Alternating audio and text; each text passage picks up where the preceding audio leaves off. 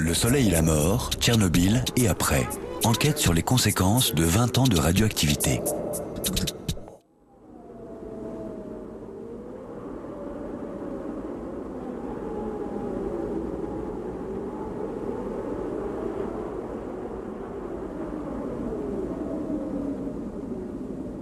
Cette histoire est celle d'un peuple victime du négationnisme des puissants de ce monde et de la peur de savoir de ses contemporains. Celle d'un temps prométhéen où seule une poignée d'hommes et de femmes, médecins et scientifiques des territoires rongés par l'atome, s'obstinent à ne pas détourner les yeux.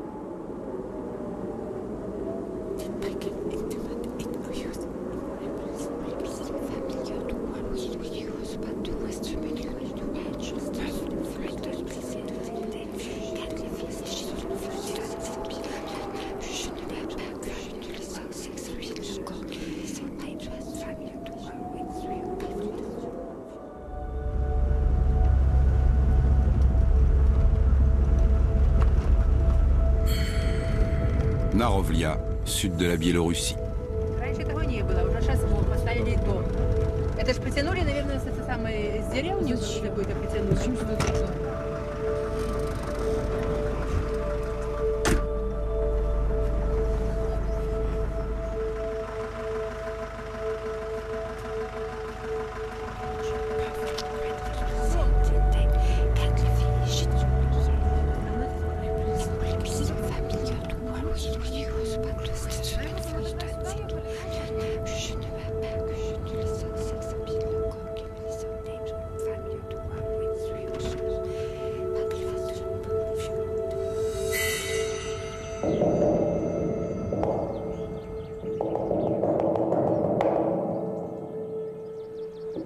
« 9 mai 2005. En ce pays orthodoxe, c'est jour de la fête des morts.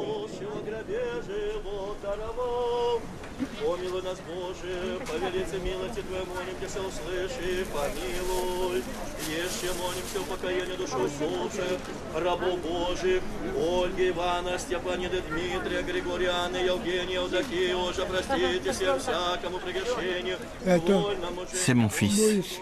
J'ai mal. J'ai tellement envie de pleurer. Tenez bon, grand-père.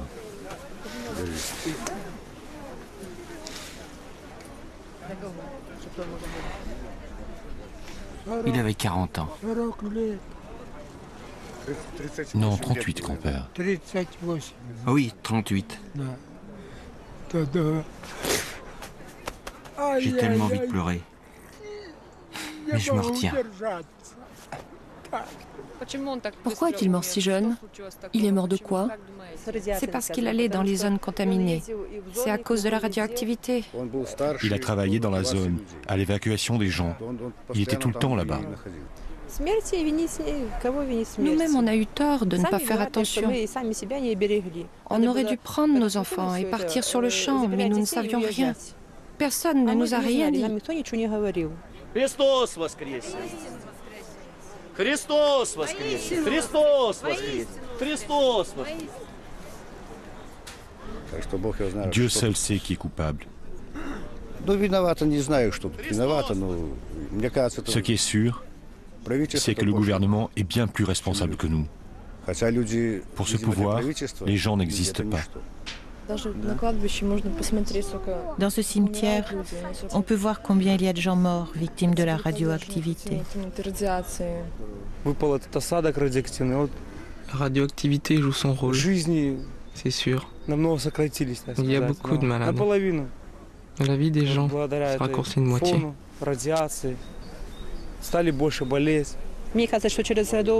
J'ai le pressentiment que d'ici 10 ans, nous ne serons plus là. Je suis inquiète pour mes enfants. Ils n'ont que 20 ans. Je ne sais pas ce qui les attend d'ici 10, 20 ans. Moi, j'ai peur pour nous tous. Il suffit de regarder là. Il y en a beaucoup qu'on connaissait. Et moi, j'ai peur pour les générations futures. C'est le plus important. Sans enfants, le pays ne sera plus rien, sans vie. La vie n'aura plus de sens. On dit que la radioactivité diminue, que tout ce strontium, ce césium auront disparu. Dans combien de temps? 200 ans? Alors, on verra bien dans 200 ans.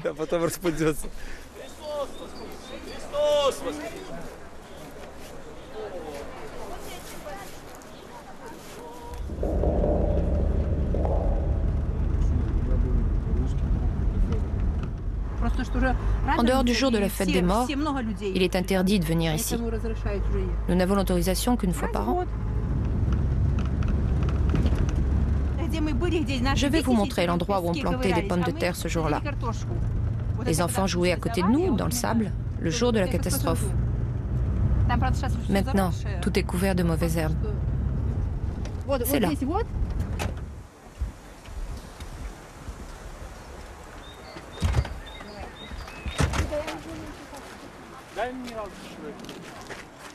On ne se doutait de rien. Il faisait beau. S'il y avait eu un nuage noir, quelque chose comme ça, nous nous serions posé des questions. Mais il n'y avait aucun signe. Les oiseaux chantaient, les gens travaillaient. Personne ne se doutait de rien. On est rentré chez nous, à Narovlia. Les enfants sont allés à la maternelle, comme d'habitude. Ensuite, on a appris de l'étranger qu'il y avait des nuages radioactifs qui se propageaient partout. Alors, on a commencé à protéger les enfants. Et nous aussi. On mettait des torchons mouillés sous les portes. On ajoutait de l'iode dans le lait des enfants. Bien que l'iode, il y en avait partout dans l'air. Mais nous, on n'en savait rien. Personne ne nous a rien dit.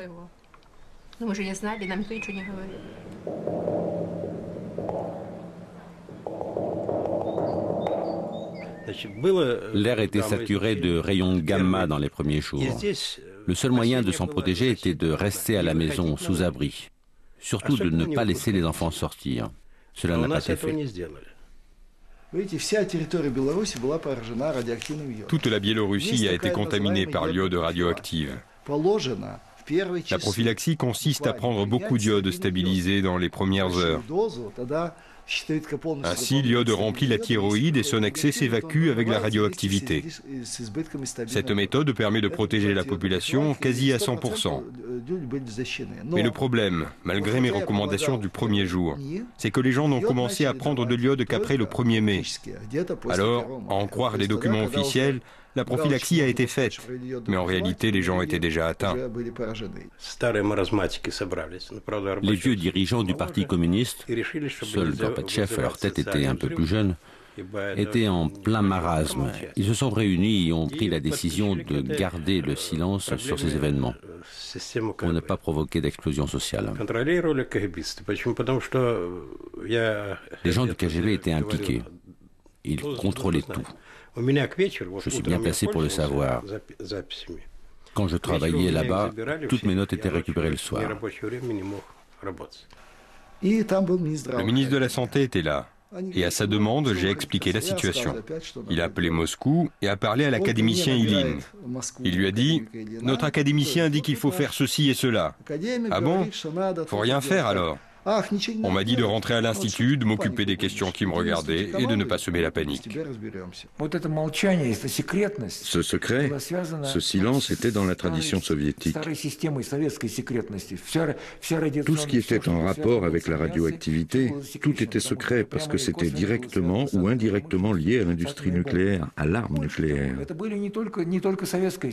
En plus, ce n'était pas que le système soviétique.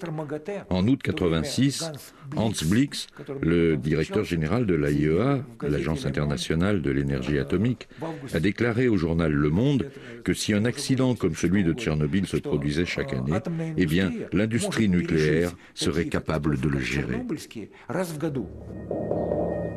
3 mois après l'explosion, pour les autorités mondiales du nucléaire, l'accident a causé 30 morts et risque d'induire quelques milliers de cancers de la thyroïde qui seront, affirme-t-elle, pour la plupart soignés. Une fois pour toutes, le bilan est établi.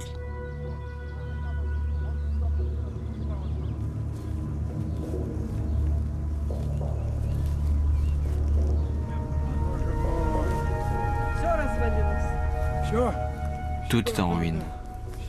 Tout est en ruine. Voilà, C'est notre maison. C'est là qu'on a passé notre enfance.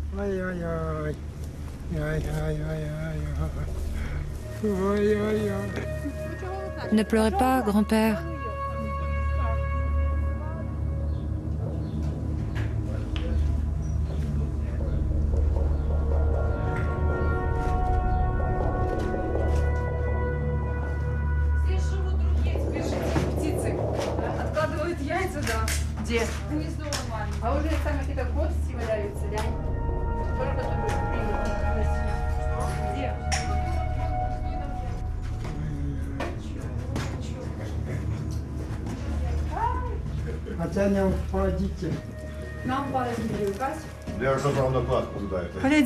Regardez, il y a des oiseaux qui vivent ici. Les animaux nous ont remplacés.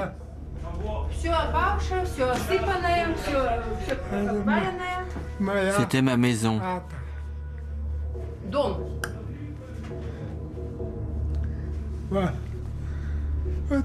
Ma maison. On l'a construite. On y a vécu, et puis voilà. On n'y est plus depuis 86, et tout s'écroule.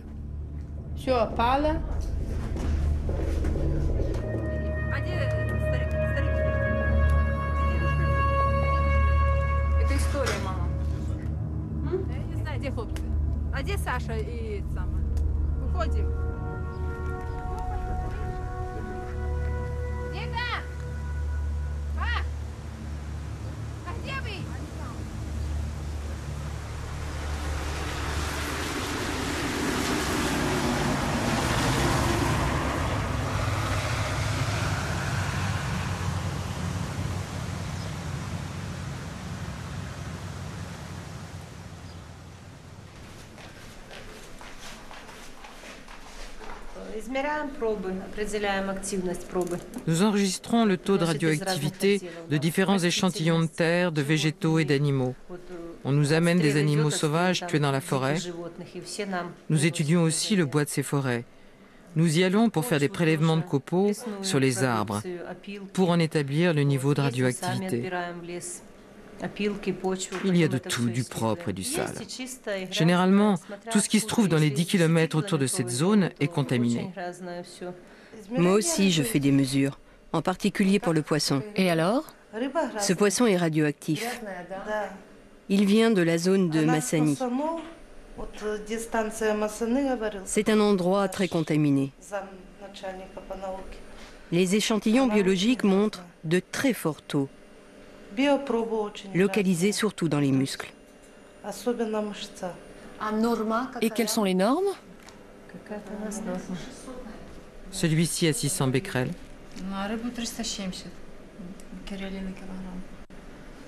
Le précédent qu'on a analysé en avait 1540. Il n'y a pas de poisson propre ici. Ici, ce qu'on a, c'est le césium et le strontium.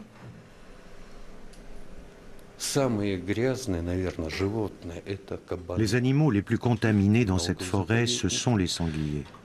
Ils sont très nombreux dans la zone. Et leur taux de radioactivité dû au césium peut, au niveau des muscles, atteindre des centaines de milliers de becquerels. Ce sont des sortes de déchets radioactifs mobiles. D'ailleurs, quand ils sont morts, nous devons prendre des dispositions spéciales pour l'élimination de leurs cadavres. Cette zone restera pour toujours fermée pour tout le monde, pour toutes les générations futures. C'est une zone d'isolement. Normalement, les réserves sont créées pour protéger la nature contre l'intervention de l'homme. Mais la spécificité de cette réserve, c'est qu'elle a été créée pour protéger l'homme contre la radioactivité. L'enfermement du problème. Le monde peut dormir tranquille. L'irradiation surgit du cœur du monstre le 26 avril 1986 et contenue, veut-on lui faire croire, dans un périmètre interdit de 30 km de rayon autour de Tchernobyl.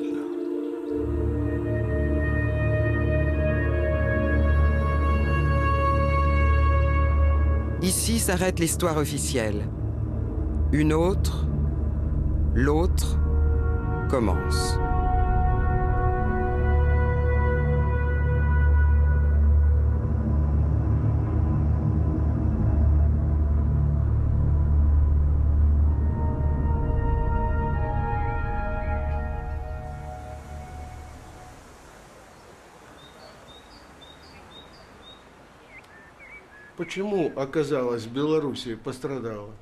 La Biélorussie est devenue la victime du vent. Pourquoi? Parce que toute cette radioactivité qui était dans l'air, il l'a déposée sur notre territoire. Et cette masse d'isotopes a provoqué une kyrielle de maladies. C'est notre pays qui a été le plus touché, plus que l'Ukraine, plus que la Russie. Et ça, c'est exclusivement le fait de ce vent qui soufflait du sud. Au moment de l'accident, en 1986, les précipitations radioactives ont été très abondantes. Le niveau de la contamination varie selon les scientifiques de 50 à 180 millions de curies. Ce sont des doses très fortes. Et la Biélorussie en a reçu 70%. Un Biélorusse sur 5 habite dans ces zones contaminées. 2 millions de personnes au total, dont 500 000 enfants.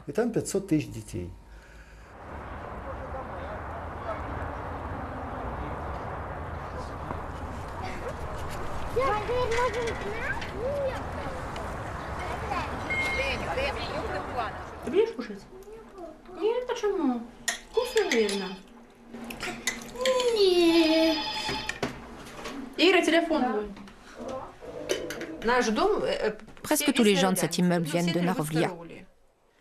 Les familles avec des enfants malades étaient prioritaires. Elles ont été relogées les premières. Et c'est comme ça que nous nous sommes retrouvés dans cette grande ville. C'est comme ça qu'on nous a accordé cet appartement à Minsk. Des gens disent que nous prenons la place des autres, de ceux qui attendaient ces logements depuis des années, et que soi-disant nous leur avons pris leur tour. Mais ce sont des appartements du fond de Tchernobyl et cela n'a rien à voir. Les gens ont été très agressifs.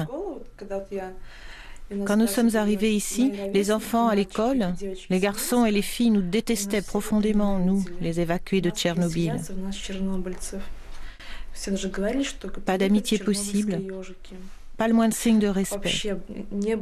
On nous appelait les hérissons de Tchernobyl. Même encore aujourd'hui, on est toujours des gens à part. On est des gens à part pour les habitants de Minsk. C'est toujours les magasins de Tchernobyl, les bâtiments de Tchernobyl, les gens de Tchernobyl. Les gens de Tchernobyl. Dans les conversations des autres, ils sont les chimiques. Irina trouva un père pour son enfant. Il n'eut pas le courage de rester auprès d'elle.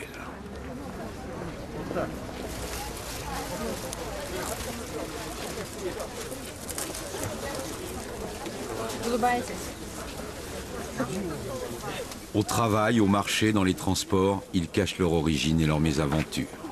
En public, comme tous les Biélorusses, ils feignent d'ignorer l'atome. Tchernobyl est depuis longtemps sorti de l'actualité des conversations. On ne parle pas du diable, mais on le sait tapi dans les étals. Et il arrive, lorsqu'un produit est sujet à inquiétude, qu'un commerçant doive produire un certificat de non-contamination.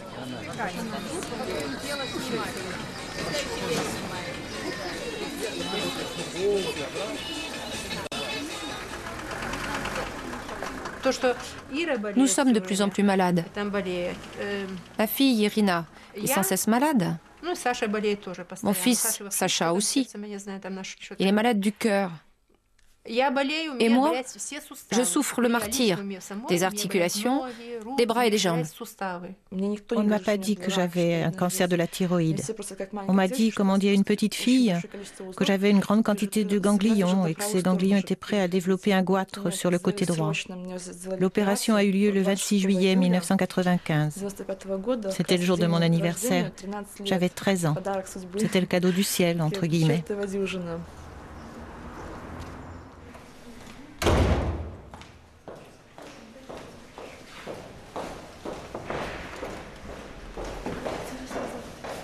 Votre nom? Irina Volo. Comment vous sentez-vous aujourd'hui? Je ne vais pas bien. Qu'est-ce qui ne va pas? J'ai toujours quelque chose. Quel traitement suivez-vous?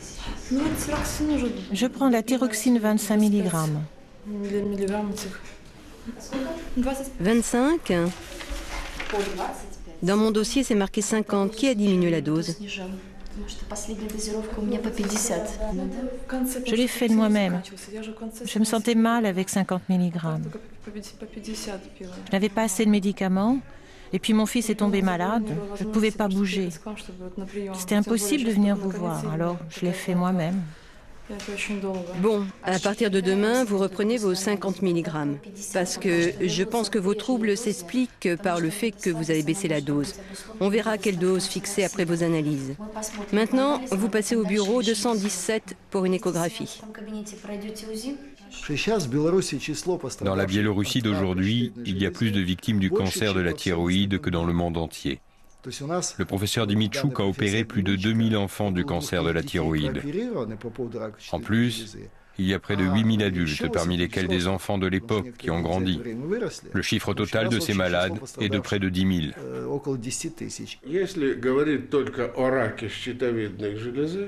En ce qui concerne le cancer de la thyroïde, je pense que dans les 5 à 10 prochaines années, la tendance sera à la hausse. Et cela surtout chez les jeunes.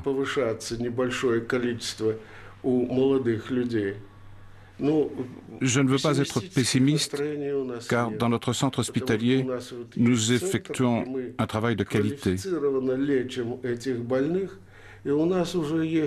Bien sûr, les enfants qui ont été opérés continueront à vivre sans thyroïde. Et ces gens seront, à vie, considérés comme des handicapés. Потеряли щитовидную железу, и они являются инвалидами.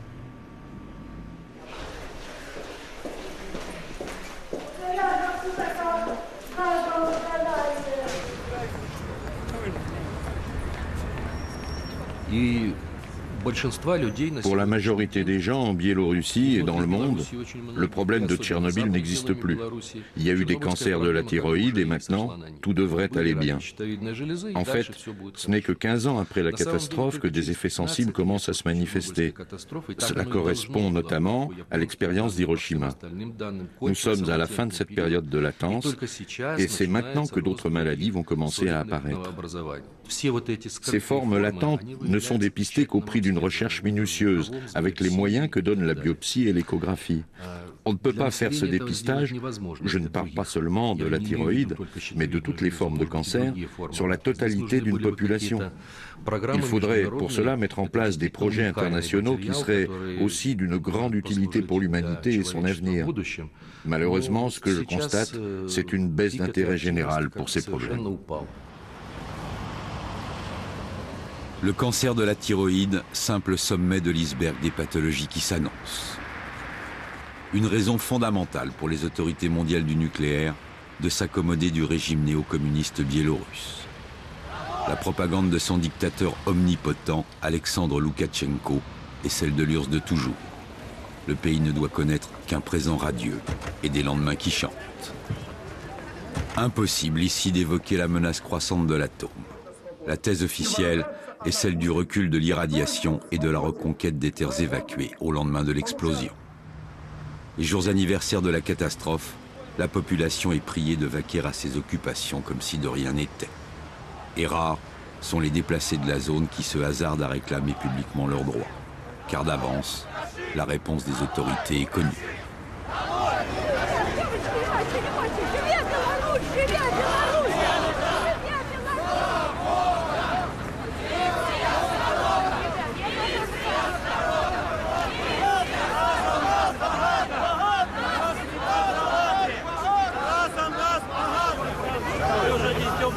C'est une marche paisible. Laissez-nous passer.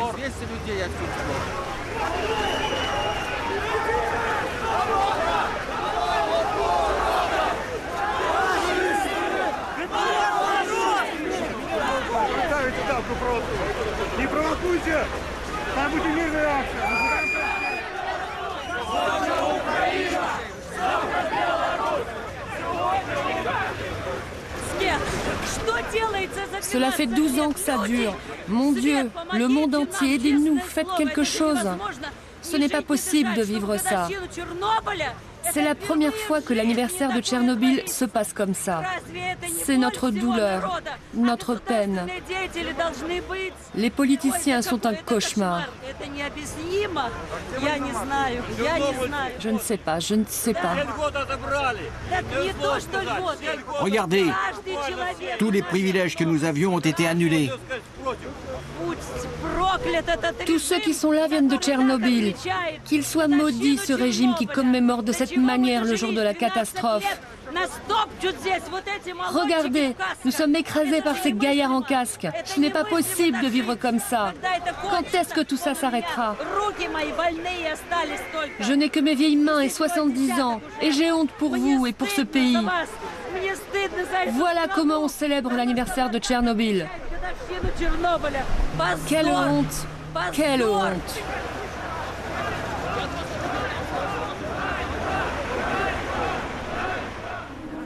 Le même jour, rassemblement de victimes de Tchernobyl en un autre point de la ville.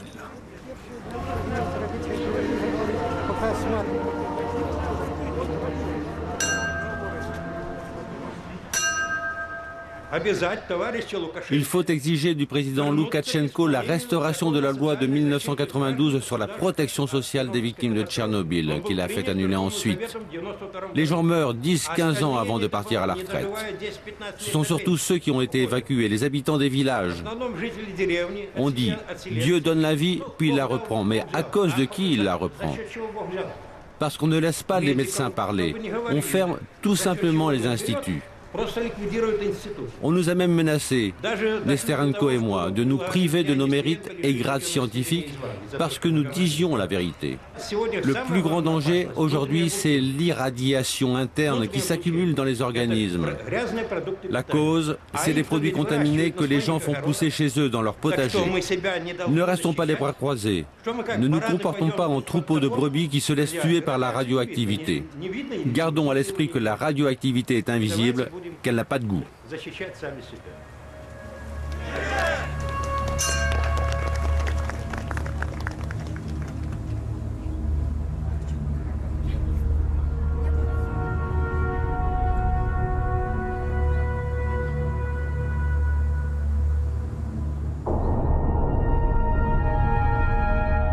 L'ingestion quotidienne d'un invisible poison sans saveur. 1 an, 10 ans, 20 ans, 1 siècle bientôt. La mort lente à petite dose, de strontium 90, de césium 137. Narovlia, oblast de Gomel, au cœur de la contamination considérée comme vivable.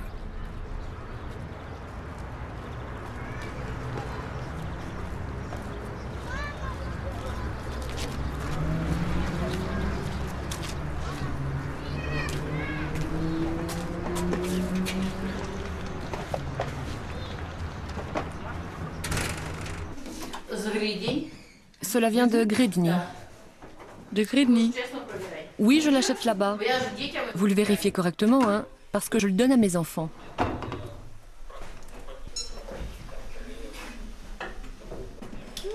Ça a l'air normal. En dessous, c'est les pourcentages. Au-dessus, le nombre de becquerels.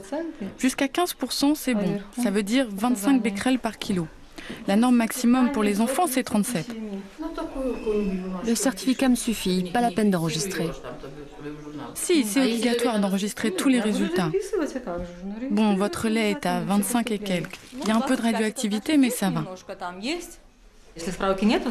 Sans ce certificat, on ne peut pas vendre ces produits. Mais il n'y a plus beaucoup de gens qui viennent, sauf parfois pour vérifier des produits de la forêt. Tout le monde sait que tous ces aliments sont contaminés. Alors comme ils le savent, ils ne viennent plus. La norme pour les champignons séchés, c'est 2500 becquerels et pour les frais, 180. Mais les gens nous amènent des champignons qui vont jusqu'à 10, 15 000 becquerels. Les baies des forêts, elles, comme les myrtilles, c'est 2, 3 000 becquerels. Mais dans les potagers, c'est un peu plus propre. 10 ans après Tchernobyl, les gens craignaient encore de consommer des légumes et de la viande contaminée. Ils avaient peur d'aller chasser. Aujourd'hui, ils n'ont plus ces préventions. Ils se sont habitués. Le temps a fait son affaire. Alors, ils se sont remis à manger des légumes, des fruits, des produits locaux comme les baies et les champignons. Le résultat en est que l'irradiation des hommes s'accroît dans tous les territoires tchernobylisés, de Biélorussie, de Russie et d'Ukraine. Tchernobyl continue. On ne peut pas dire que c'est du passé. Tchernobyl, c'est un problème nouveau. Il faut le souligner. Ce problème, c'est l'effet des petites doses de radioactivité. Ceci est une question scientifique très complexe. Les Japonais, 50 ans après Hiroshima et Nagasaki, continuent de découvrir de nouvelles choses. Eh bien, nous aussi en découvrons. Dans mon laboratoire, nous avons pu prouver les effets génétiques des très faibles doses de radioactivité. Auparavant, personne n'en savait rien, car seules les fortes doses étaient étudiées.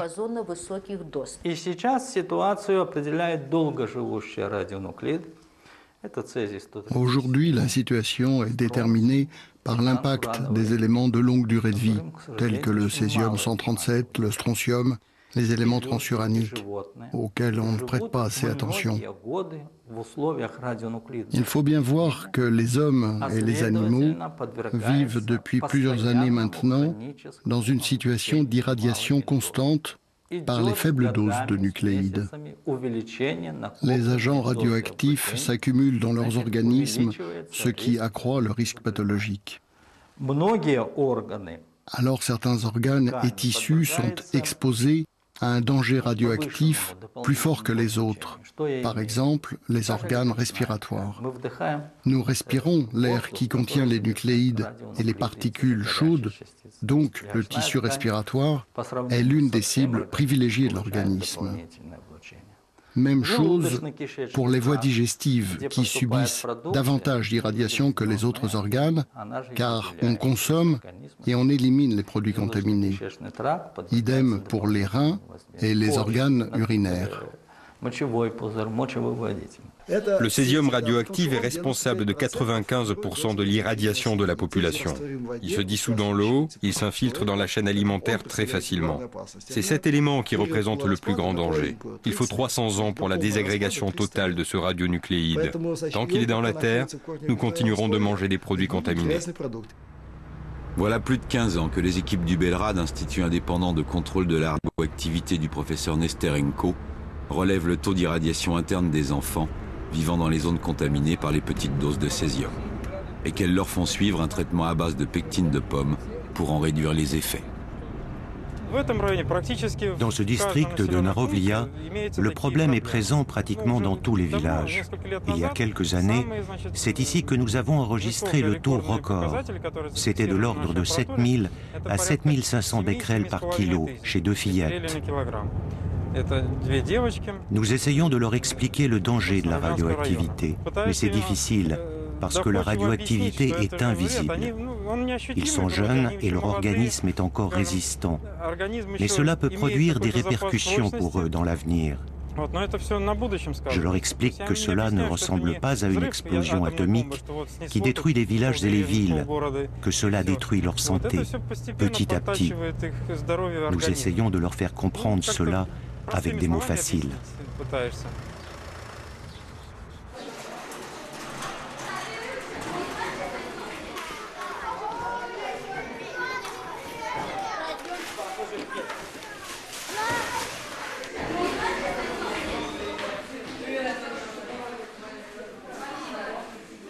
Comment tu t'appelles? Anastasia.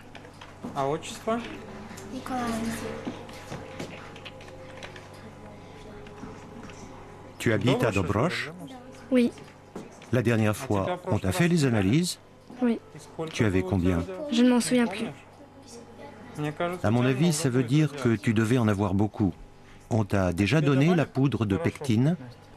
Oui, j'ai essayé une fois. Et je n'ai pas aimé ça. Fais un effort. Tu vas avoir beaucoup de radioactivité dans le corps. Ce n'est pas bon pour la santé. C'est pas comme un bras cassé. Ça ne se voit pas, mais ça nuit petit à petit à ta santé. Cette poudre te permet d'éliminer la radioactivité, donc ça améliore ta santé. Et pour que ce soit plus agréable, tu peux la prendre dans du jus de fruits, dans de l'eau sucrée ou bien avec de la confiture. D'accord. Est-ce qu'on mange des champignons dans votre famille? Non, on en a mangé seulement à Pâques. Est-ce qu'on pêche chez vous? Ton papa va à la pêche? Non. Il ne chasse pas? Non plus.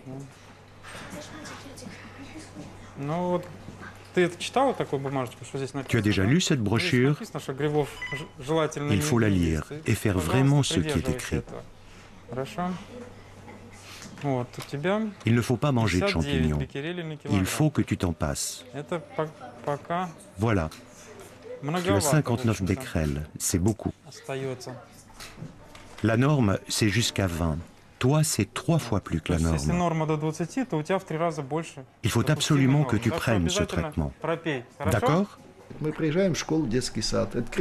Nous nous déplaçons avec ce fauteuil dans les écoles et nous relevons la radioactivité chez les enfants. En hiver à l'intérieur des bâtiments et en été dans la voiture. Si le taux atteint 15-20 becquerels par kilo, il faut prendre des mesures de protection. Et s'il dépasse 70 becquerels, alors là, il faut un traitement médical approprié. Aujourd'hui, 9 enfants sur 10 ont un taux supérieur à 15 becquerels. Autre moyen de diminuer un temps l'irradiation interne, un séjour hors des zones contaminées. Quelques-uns de ces enfants bénéficient parfois de séjours à l'étranger financés par des ONG. Tu es né en quelle année? 95. Tu t'appelles comment? Tatiana.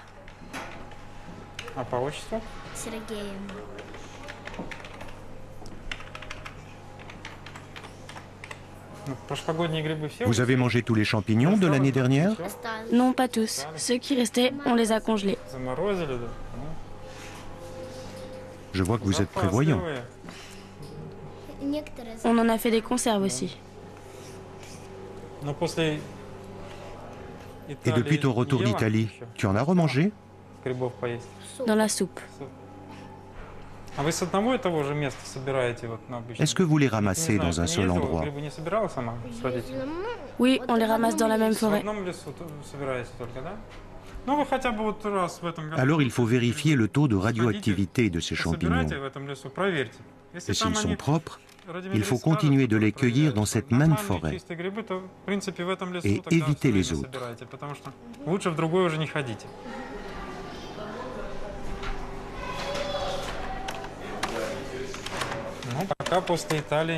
Bon, voilà tes résultats. Tu n'as rien pris depuis l'Italie. N'oublie pas, il faut être prudent avec les champignons. Actuellement, seulement 6% des enfants de la région de Gomel sont en bonne santé, au lieu de 80% avant Tchernobyl. Pour nous, le problème de Tchernobyl, c'est la pierre au cou du noyé. Et la Biélorussie se débrouille comme elle peut. L'AIEA, au lieu de favoriser la multiplication des centrales nucléaires, pourrait financer au moins un programme. Et pourquoi pas la construction de logements dans des zones propres et évacuer encore 150 000 personnes, surtout les familles, avec des enfants. Mais pour cela, il y a besoin de financement. Des financements qui se réduisent avec le temps qui passe. De 370 centres de contrôle à ses débuts, le Belrad n'en compte aujourd'hui plus que 20, pour la plupart concentrés dans la région de Gomel. Le hasard des pluies a déposé ici fin avril 86 une contamination en tache de léopard. Et on y trouve des endroits aussi irradiés que dans la zone interdite. 2 millions d'habitants vivent là, dans l'indifférence des institutions internationales qui se contentent d'opérations de réhabilitation pour donner l'illusion qu'une vie normale est possible dans un univers contaminé. Vous savez, la IEA est une agence très riche. Et je connais des scientifiques biélorusses à qui l'on a proposé des contrats à condition qu'ils ne produisent pas de résultats négatifs sur l'irradiation. Les recherches de Yuri Bandajevski n'allaient guère dans le sens des thèses du lobby nucléaire. Elles lui ont coûté cher. Recteur depuis 1990 de l'Institut de médecine de Gomel, c'est volontairement qu'il s'est installé dans cette région, laboratoire géant et vivant de la radioactivité. Les travaux de son équipe sur les effets des petites doses ingérées sur le long terme et la publicité qu'il en faisait alarmèrent bien vite le régime. Résultat, en 1999, il est suspendu de ses fonctions et traîné 5 mois en prison pour de soi-disant pots de vin à l'inscription des étudiants. Été 2000, c'est à son domicile de Gomel, où il est désormais assigné à résidence, qu'il reçoit ceux qui veulent comprendre. Scientifiques qui partagent son combat, ou journalistes qui ne se satisfont pas des vérités officielles. Dès le début, un tas de questions ont surgi. J'avais constitué une équipe de jeunes spécialistes. Avec ses collègues, j'ai entrepris des expérimentations très précises, d'abord sur des rats et sur des cailles japonaises. Ensuite, on a commencé à analyser les enfants, puis mon épouse Galina est arrivée de Grodno, où nous habitions auparavant. Et elle m'a épaulé en observant spécifiquement le système cardiaque chez les enfants.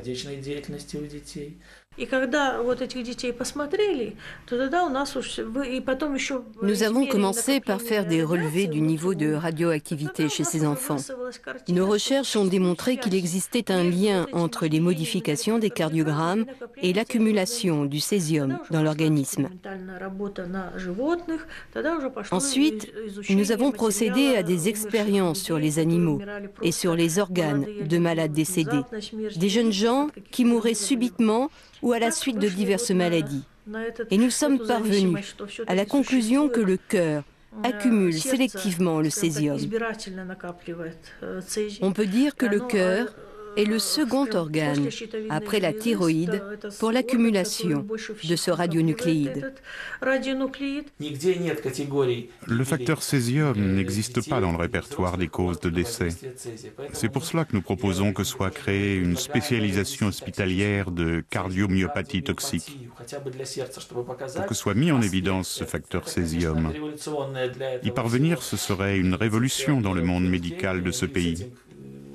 Hélas, les fonctionnaires refusent de voir ce problème en face. Regardez, voici le muscle cardiaque d'un enfant. C'est un cliché qui fait peur, car on y observe l'œdème du cœur,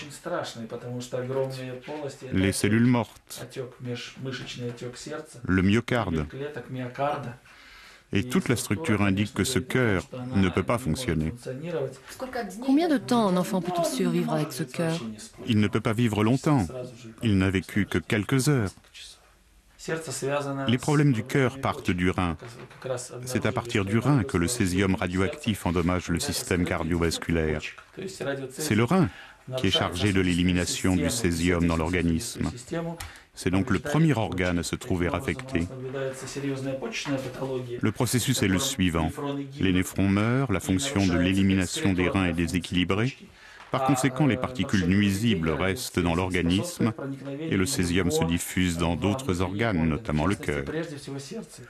Le professeur Bandajevski a démontré que 80% des enfants de la région de Gomel ont des problèmes cardiaques.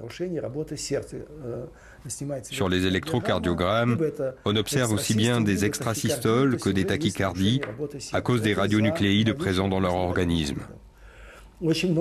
Beaucoup ont du diabète, ça c'est nouveau, des maladies rénales, une immunité affaiblie. Les immunologues ont défini qu'avec 400 becquerels par kilo, un enfant a un système immunitaire 4 fois plus fragile que celui qui n'en a que 20. De fait, toutes les maladies progressent et nous n'arrivons pas à les contenir.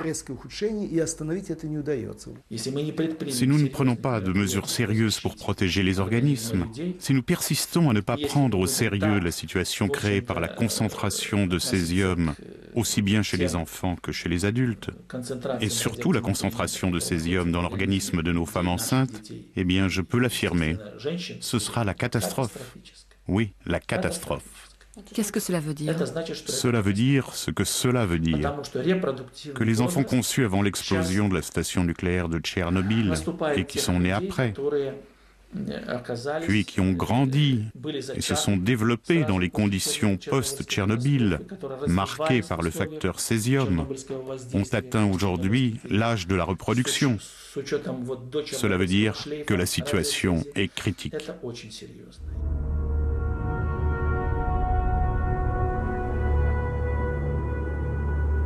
Tchernobyl en russe signifie absinthe noire. Dans l'Apocalypse de Jean, c'est l'absinthe noire qui contamine les eaux et empoisonne les hommes. Les habitants des zones contaminées ont défini cela en une formule. La catastrophe est comme un arbre qui pousse.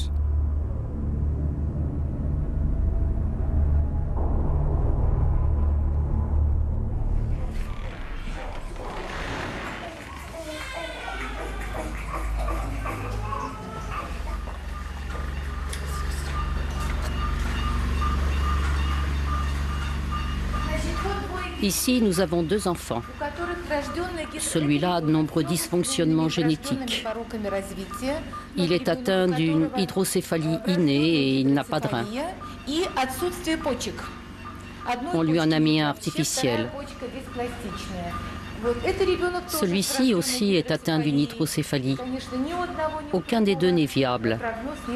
Ils vivent sous assistance médicale.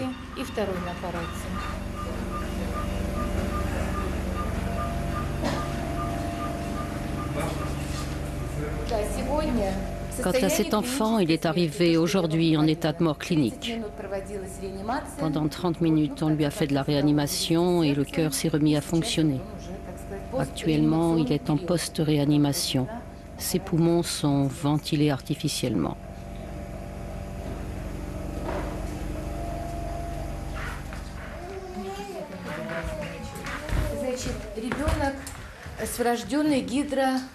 Celui-ci a une anencéphalie, c'est-à-dire une absence totale de cerveau supérieur. Les parents de ce nouveau-né ont refusé de le prendre. Tous ceux de cette chambre sont dans le même cas. Le nombre de ces enfants abandonnés à la naissance ne cesse d'ailleurs d'augmenter.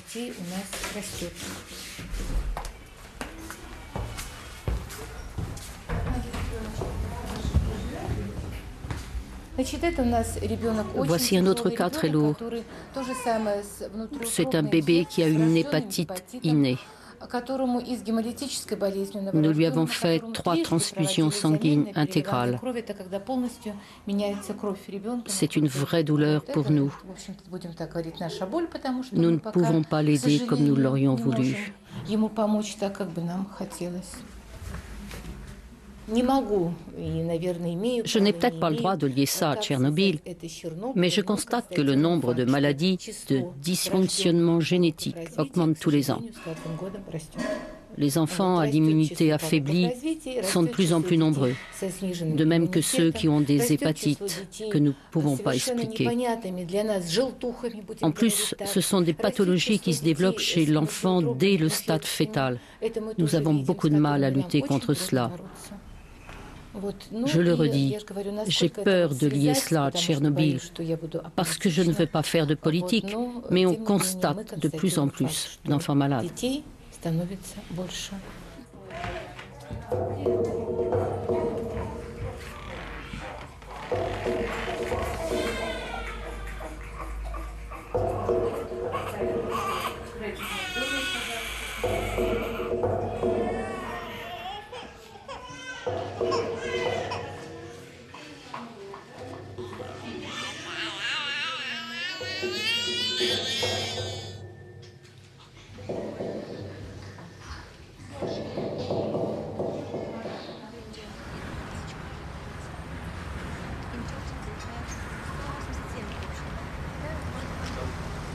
Ancien professeur de Yuri Bandajevski, Gennady Laziuk est un généticien de réputation mondiale. Directeur de l'Institut biélorusse de tératologie et de génétique médicale, il avait dès 1979 fait établir un registre national des malformations génétiques, basé sur les naissances, les avortements et les fausses couches spontanées. Avec les données recueillies depuis 1986, il dispose d'informations uniques sur l'évolution des principales anomalies. Nous avons fait des études comparées sur les malformations congénitales entre les périodes 1983-85 et 1987-2000. Ces données montrent qu'après la catastrophe, leur fréquence a augmenté dans l'ensemble du pays de 78%. Dans cette colonne, la zone contaminée. Dans l'autre, la zone propre. Nous avons constaté un plus grand nombre de malformations fétales chez les femmes enceintes des régions contaminées. Ceci est lié à plusieurs facteurs. La radioactivité, le stress, les conditions sociales, l'alimentation. Tous ces facteurs peuvent être à l'origine des malformations de l'embryon.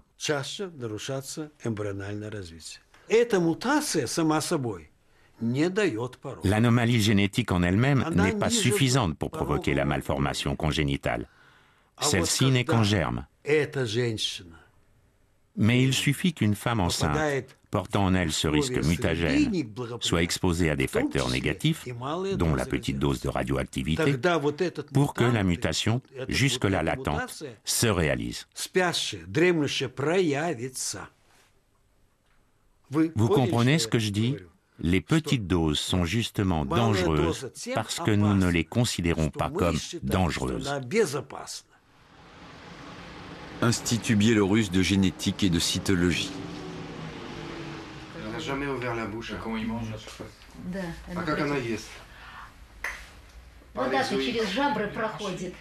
Rosa Goncharova étudie ici depuis des années les effets des petites doses sur des poissons monstrueux et sur les campagnols roussâtres des animaux à cycle de reproduction rapide.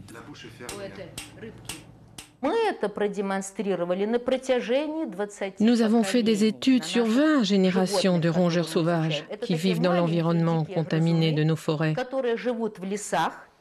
Ces mammifères se nourrissent de produits irradiés, ils boivent de l'eau irradiée. Ils constituent donc un très bon modèle pour notre étude. Et nous avons observé une constante très importante, à savoir que la sensibilité de ces animaux aux très faibles doses de radiation augmente d'une génération à l'autre. C'est une découverte capitale, car il s'agit là d'un risque génétique à retardement. Cela signifie que non seulement la première génération est affectée, que non seulement les enfants qu'elle engendrera encourront un risque génétique plus fort, c'est-à-dire une fréquence plus élevée de mutations, mais que ce risque augmentera encore pour les petits-enfants, les enfants des petits-enfants, et ainsi de suite.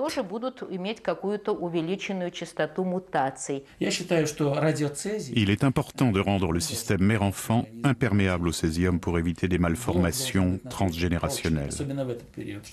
Car ces doses de césium peuvent être mutagènes. Elles peuvent provoquer des changements dans le génome, dans ce qui touche au patrimoine génétique. Les modifications embryonnaires vont se faire dès la première génération. Et si celle-ci n'est pas atteinte dans son pronostic vital, alors la mutation se concrétisera en malformation dans les générations à venir.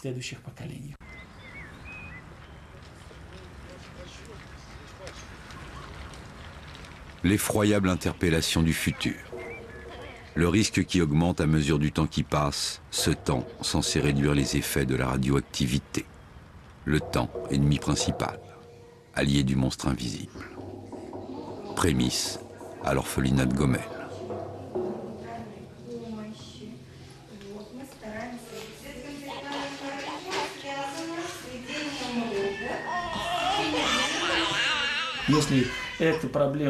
Il ne s'agit pas seulement du lieu où s'est déroulée la tragédie, mais de son impact sur l'humanité. Cette tragédie peut se produire dans n'importe quel pays, sur n'importe quelle population. Il est capital de tout faire pour savoir quoi faire. Si l'on n'agit pas, ce sera la disparition, le fiasco de la vie.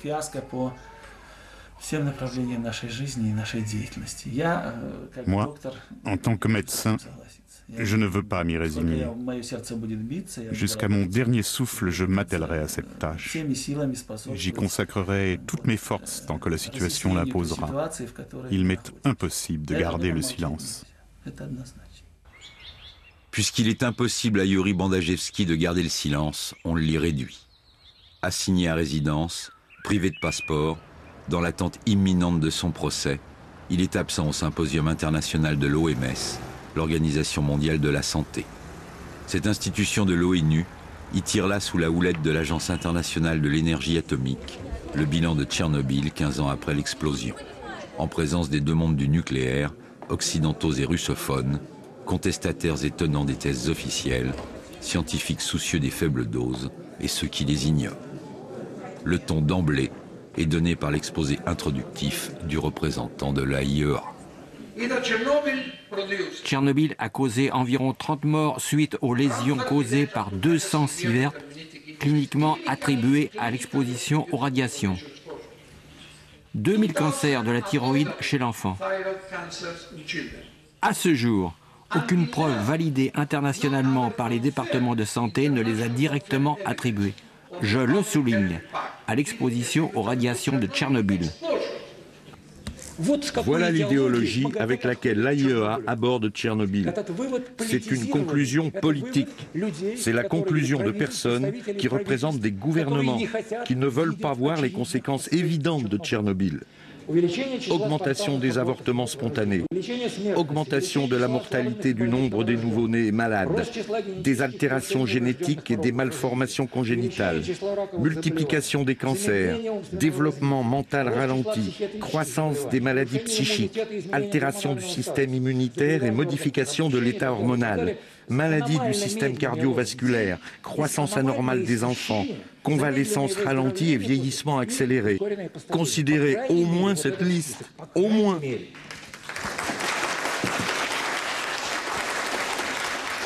Figure importante du monde du nucléaire, le professeur Yarmolenko fut l'un des responsables soviétiques de la délimitation de la zone interdite. Sa sous-estimation des niveaux d'irradiation avait alors bloqué l'évacuation d'une grande partie des territoires contaminés. Aujourd'hui, 15 ans après l'accident, il est parfaitement clair que le facteur radioactivité n'est pas prédominant. Tout ce qui a causé des effets aigus est terminé. La radioactivité constitue, certes, un facteur parmi d'autres, mais un facteur non déterminant, qui se combine avec une quantité de facteurs sociaux. Il ne faut plus croire aujourd'hui, alors que tout danger est écarté, qu'il faudrait éliminer on ne sait quel isotope ou lutter contre on ne sait quelle pathologie chronique qui serait due au rayon. Non. Épouvantable. C'est épouvantable. Une présentation impudente de données non objectives. Ce qui me fait peur, c'est que cela est dit ouvertement, que cela est présenté comme des conclusions scientifiques. Le problème, c'est qu'à l'ONU, nous ne pouvons pas obtenir de statistiques. Aucun de vos gouvernements ne nous envoie ces données.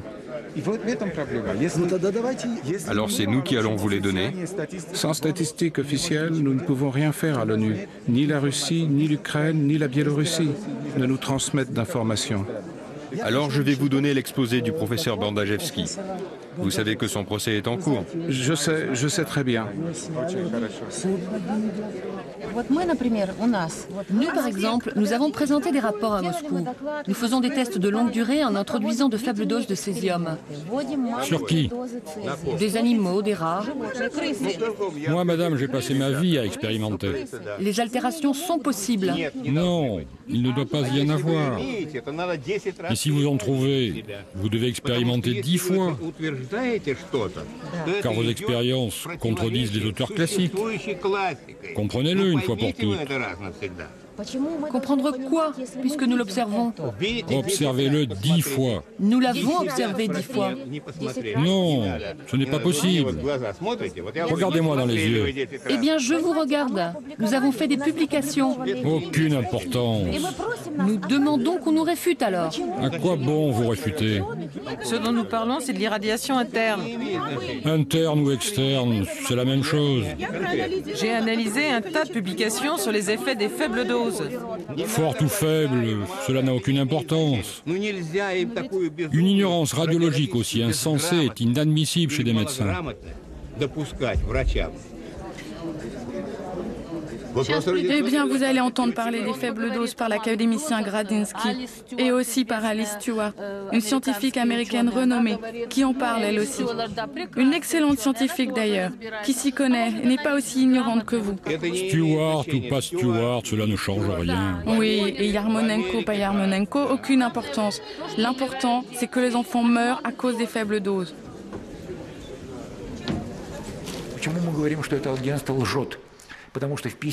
Pourquoi disons-nous que l'Agence internationale de l'énergie atomique ment?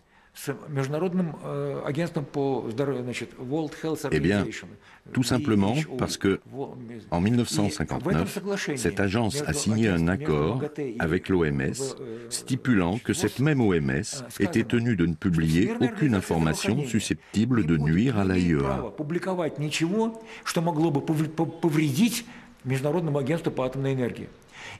Voilà comment, pour ne pas nuire aux intérêts de l'industrie nucléaire, cette sacro-sainte organisation qu'est l'OMS, elle qui devrait être la gardienne de la santé humaine, s'interdit de dire la vérité sur la pollution radioactive.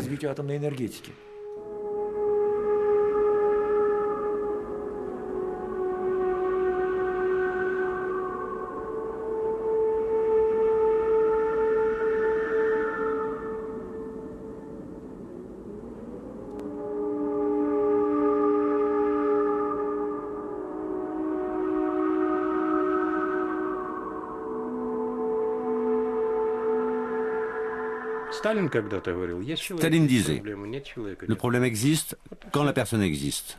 Le problème disparaît quand la personne disparaît. Il existait un problème, l'obstination de Bandajevski à dire sa vérité. Le 18 juin 2001, l'ancien recteur comparaît devant un tribunal d'exception. La charge des dessous de table est maintenue, malgré la rétractation de son principal accusateur. Et le savant est condamné à la peine exorbitante de 8 ans de camp à régime sévère. Fait exceptionnel, des caméras de télévision sont présentes. L'information doit passer pour les résistants biélorusses de la science.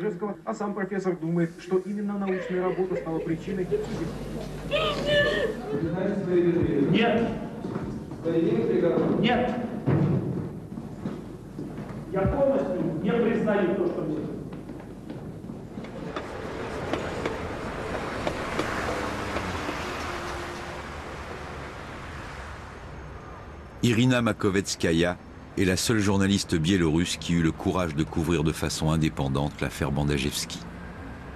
Sa contre-enquête est édifiante.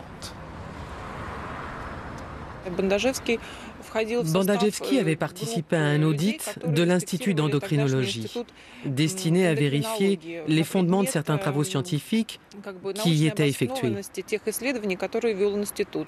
À l'issue de l'audit, il a fait publiquement savoir que 90 à 95% des fonds reçus par cet institut pour un programme de recherche sur le problème de Tchernobyl étaient partis vers d'autres destinations.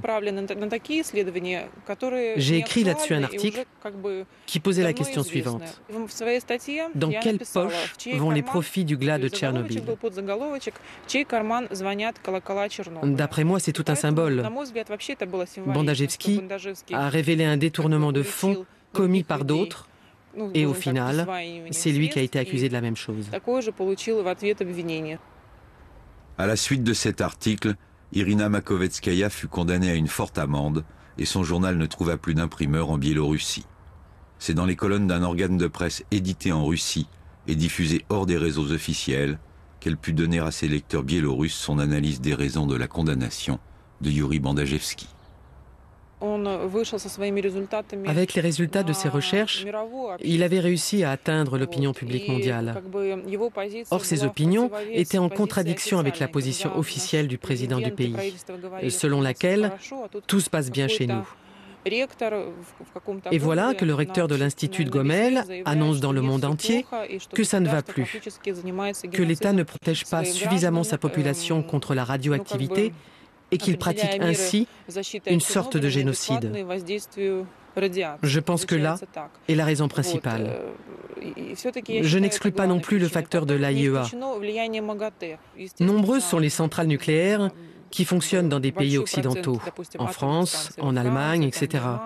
L'Agence internationale de l'énergie atomique n'a pas intérêt à voir des informations de ce genre se répandre dans le monde entier.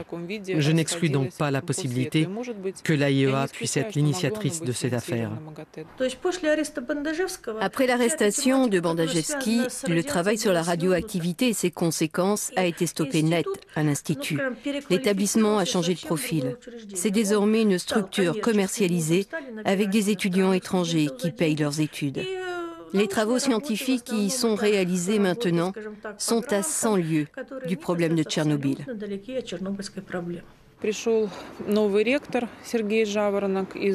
Quand le nouveau recteur, Sergueï Javoronok, est arrivé de Vitebsk, le travail sur tous les sujets concernant Tchernobyl a été interrompu.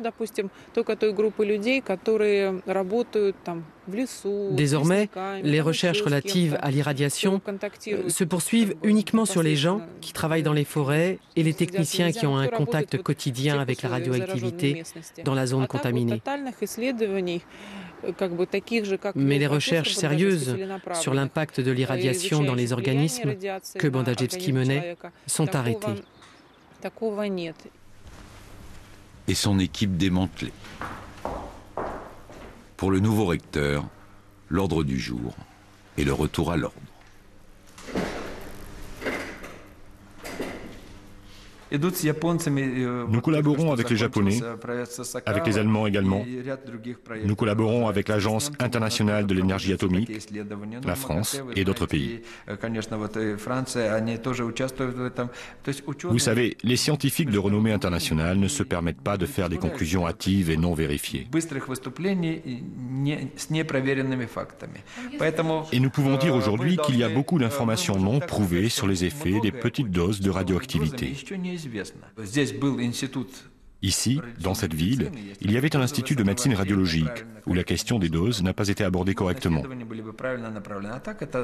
Si elle l'avait été, peut-être que les recherches auraient été plus probantes. En fait, tout cela n'était que de l'agitation sous couvert de recherche scientifique pour servir la notoriété d'une seule personne. Il n'y avait rien de correct. Pour que la communauté internationale reconnaisse une découverte scientifique, il faut des recherches épidémiologiques et autres, très approfondies. Il ne suffit pas de prendre en compte les études d'un seul médecin qui aurait constaté dans un quelconque hôpital que tous les patients sont morts ou qu'ils seraient tous malades à cause de Tchernobyl. 2 ans après l'arrestation de Bandajevski, l'Institut de Gomel a reçu un prix décerné par l'Agence internationale de l'énergie atomique. Il s'agissait de quelques $350 000. À mon avis, c'était une sorte de remerciement pour le travail actuel de l'Institut. On peut dire ça comme ça. Après Tchernobyl, la construction des centrales nucléaires a été stoppée pratiquement partout dans le monde. Le monde entier était alors terrifié et il a arrêté ses programmes. Désormais, c'est du passé. L'industrie nucléaire veut construire encore plus de centrales qu'avant. Pour cela, ils ont besoin que Tchernobyl reste dans le passé. Tant pis si les Biélorusses en paient seuls le prix.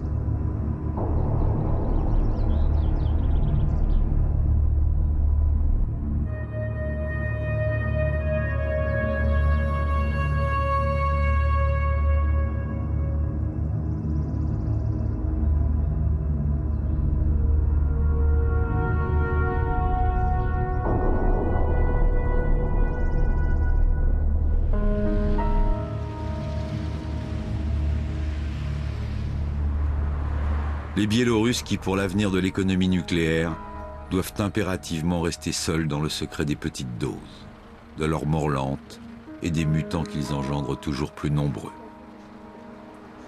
Le monde ne doit pas savoir, le monde doit oublier que le nuage a fait 2 fois le tour de l'hémisphère nord. Le monde ne doit pas avoir peur de l'atome.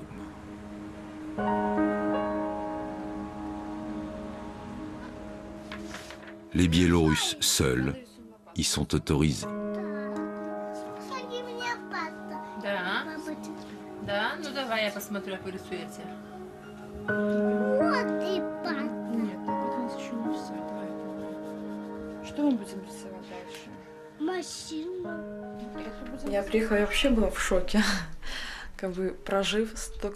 J'ai été très choquée. Ce n'est qu'à 21 ans que j'ai appris de quoi on m'avait opéré.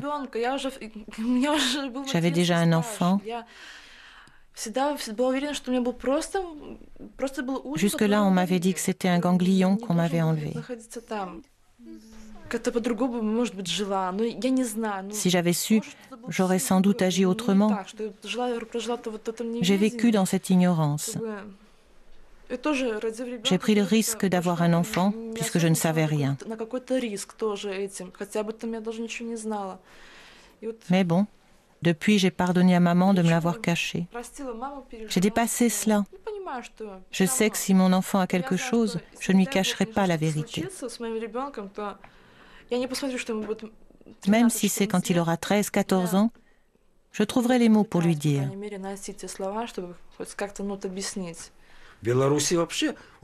En Biélorussie, les femmes interrompent souvent leur grossesse. Il y a quelques années, il y avait 3 fois plus d'avortements que de naissances. Oui, il y a 3 ans ou 4 ans, je ne me souviens plus très bien, on a compté 95 000 naissances et 250 000 avortements. Généralement, on se débarrasse de tous les produits de ces fausses couches, mais pour moi, ça constitue un excellent matériel scientifique. Pour essayer de répondre à la question, est-ce que c'est la radioactivité à laquelle le fœtus a été exposé qui provoque les malformations ou pas? Le financement de ce programme a été arrêté et je considère cela comme un crime. On ne peut pas arrêter le financement d'une chose comme ça, car ces données sont uniques au monde. Les générations futures vont nous demander pourquoi nous n'avons pas continué. C'est très important, c'est capital. Le futur, la peur d'aujourd'hui.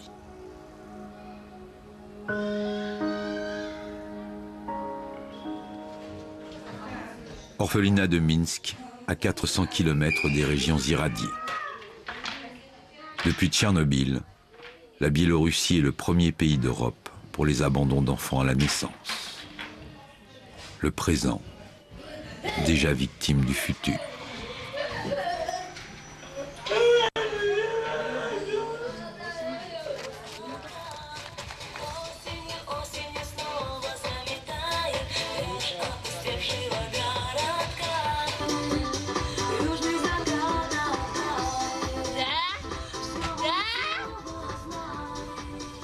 L'obsédant futur.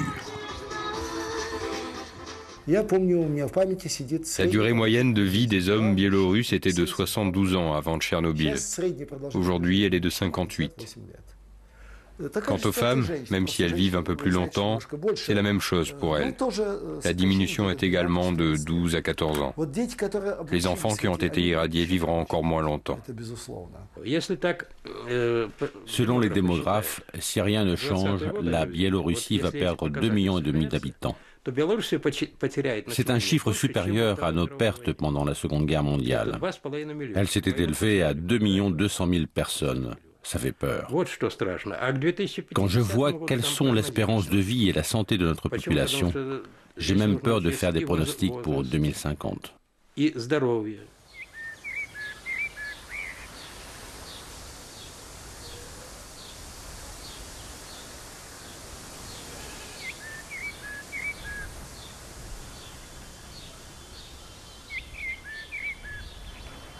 Le 5 septembre 2005, quelques semaines après la libération de Bandajevski, cependant privé des moyens de poursuivre ses travaux, l'Agence internationale de l'énergie atomique rendait public un rapport sur les conséquences sanitaires de Tchernobyl à la veille du 20e anniversaire de ce qu'elle continue d'appeler un accident. Le bilan ne prend toujours pas en compte les effets de l'irradiation à long terme par les petites doses. Il est désormais de 59 morts des suites directes de l'explosion et de 9 enfants décédés du cancer de la thyroïde. 4000 personnes atteintes du même mal n'encourraient pas de danger mortel. La seule autre pathologie reconnue pour les populations des zones contaminées est, d'après cette même AIEA, le stress provoqué par la radiophobie.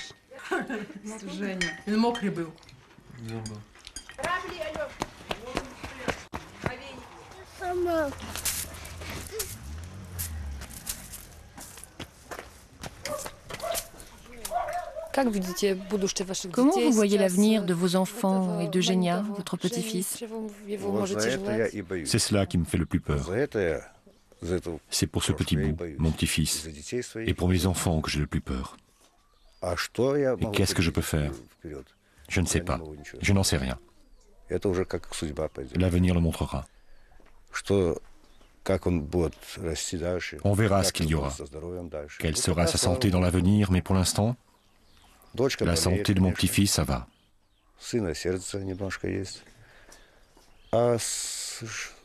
Ma fille est malade. Mon fils est malade du cœur. Et pour le petit-fils, eh bien, on verra. Comment savoir ce qui se passera demain?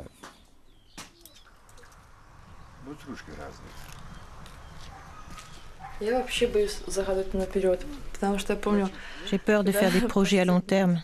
Parce que l'année dernière, quand je suis allée à la clinique numéro 1 pour mes analyses de la thyroïde, l'échographie et tout ça, j'ai parlé avec mon docteur.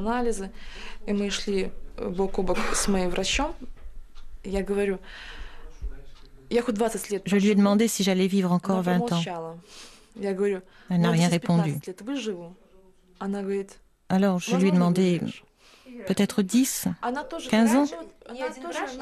Elle a dit peut-être, rien d'autre.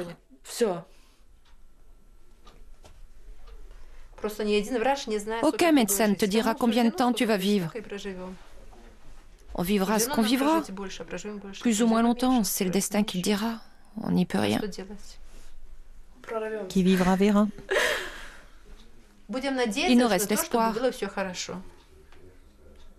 Ça dépend de nous aussi. Le bonheur ne tombe pas du ciel. Il y a tout dans la vie. Il y a des jours meilleurs où l'on pense que tout va bien et des mauvais jours. Cela dépend.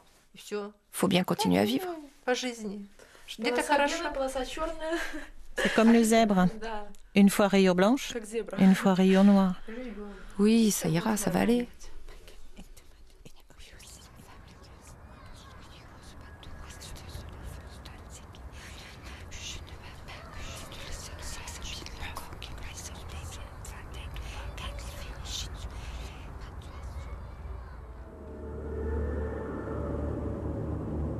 En 1992, l'Institut de radioécologie Sakharov de Minsk publia ces lignes.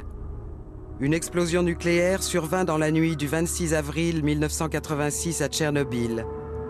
Le 26 et le 27, le nuage toxique survola la Biélorussie, puis du 28 avril au 2 mai, la majeure partie de l'Europe, et le 3 mai, le Proche-Orient.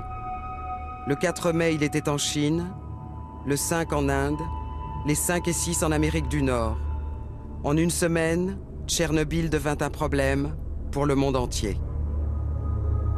Voilà ce que l'histoire a retenu d'une époque de destruction, de soleil et de mort, qui méprisa le danger de l'atome qu'elle s'imaginait maîtriser, d'un temps d'arrogance des puissants, de cécité des faibles, d'inopérance des lucides. Ce fut l'ultime histoire du monde, des hommes d'avant la neige.